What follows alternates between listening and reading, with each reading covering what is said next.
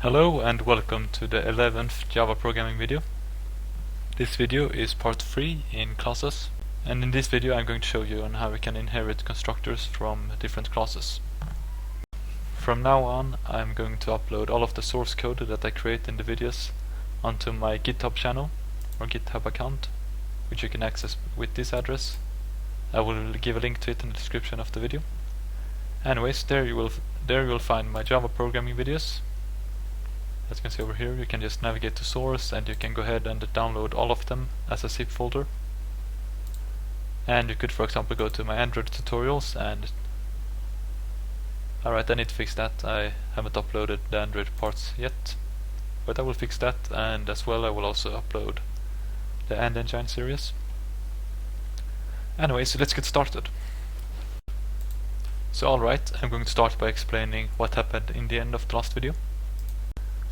Alright, so in the last video we ended with something like this. We had a constructor inside our apartment object, which extended a housing object, which contained a rent, an address, and the amount of rooms. And to our apartment we added another value, which is the square meter, the size of the house or apartment. And since we added a constructor inside our apartment, all objects or classes that will inherit the apartment object needs to have the same constructor. So for example, if I want to inherit an apartment object, I would have to create a constructor that takes an int, a string, an int, and another int inside of it. And I'm going to show you an example of that. We're going to create a constructor inside our house object which extends our apartment. Add constructor, and it will look something like this. So basically this is the same as our apartment constructor. You put an rent, you input the address and the rooms and the square meter when you create it. And we also do something over here. We are calling something called super, and basically that refers to the super class, as the class you inherit, for example apartment. So when we call this thing, we actually call for the constructor inside our apartment object. So when we call this, we are going to put the rent, address, rooms, square meter, and send it to our constructor inside our superclass. That is this.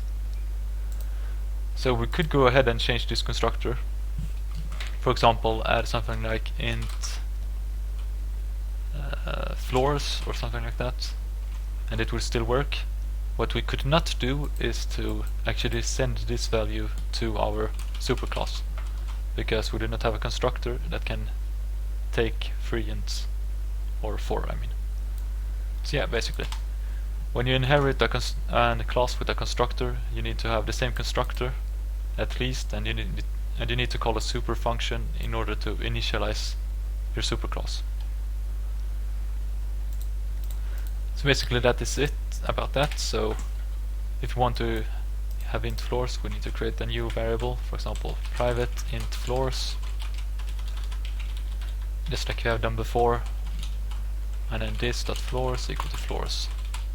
Alright, so we're going to go ahead and create a constructor inside our housing object also.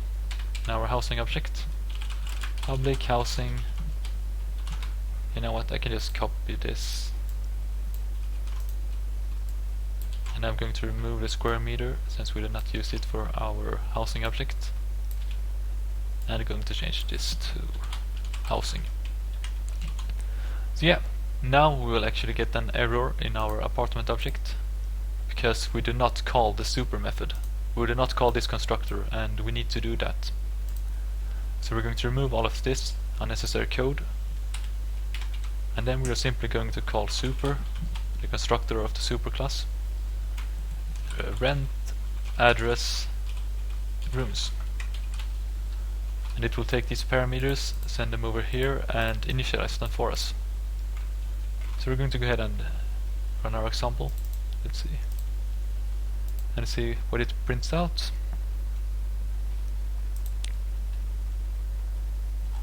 Alright, it doesn't print out anything. Let's see, apartment toString. Alright, yeah, let's remove that. And let's run it once again. So yeah, it prints out the rent, the address, and the amount of rooms. I'm now going to show you how to override your methods.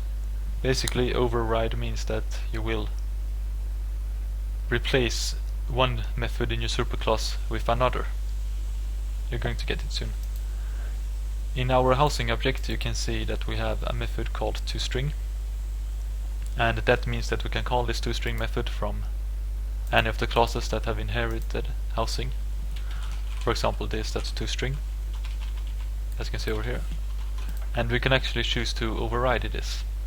And you do that by typing out the exactly same method. For example, public string toString. Yep.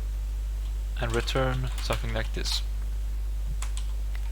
Even though we have the same strings over here, this toString method will be called if we have an apartment object or a house object, as I'm going to show you now. When we call this, nothing will come out because we create an apartment object, and the apartment object toString method overrides our toString method in the housing. So when I call this, it's not going to print out anything because this one overrides the inherited toString method. So yeah, and one thing about the toString method is that every class you create actually already inherits it. It is default, so to say. If I were to remove this, I could still call the toString method because all of your classes actually inherit this method. And it is pretty much going to type out the package name to your class and the name of the class, and then the position of, and then it will actually print out the position of where it is in your memory, your RAM, I think. Yeah, so I think that was all for this video. I showed you how to create constructors and how to inherit them and how to call the super method and use it. Oh, there's one more thing. You could, for example, do this. You can actually refer to the super class by typing super dot. So by typing out super, I can actually access all of the superclass's methods. For example, toString. And this will actually call our superclass toString method, as you can see now. Yeah. So basically, with the super call, you can actually refer to your superclass and get its methods, even though you might have choose to override them, as I did over here. So yeah, that was all for this video. Stay tuned for the next video. So yeah, hopefully I will see you in the next video. Thank you for watching, and bye bye.